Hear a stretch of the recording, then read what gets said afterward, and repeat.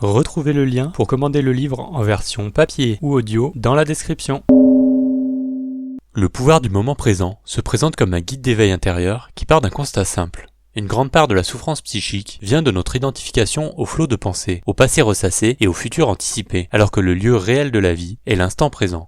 Le livre invite donc à déplacer le centre de gravité de l'existence. Cesser d'être dans sa tête pour devenir témoin de son mental, apprendre à reconnaître l'ego, ce moi qui se compare, se raconte et se défend, et revenir à une présence plus nue, faite d'attention au corps, au souffle, aux sensations et au silence entre les pensées.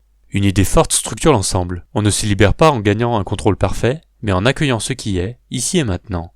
Ce qui dissout une part de résistance intérieure, source majeure d'anxiété et de tension. La pédagogie passe par des exercices très concrets.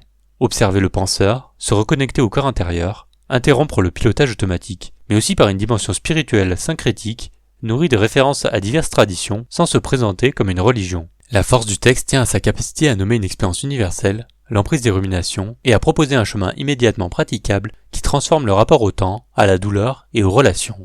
L'autre n'est plus seulement l'écran de nos attentes, mais un espace où l'on peut choisir la présence plutôt que la réaction. Ses limites viennent souvent de ce qui fait son efficacité, un ton assertif, parfois absolu, et une approche qui parle mieux à ceux qui acceptent une lecture spirituelle ou métaphorique de l'ego et de la conscience.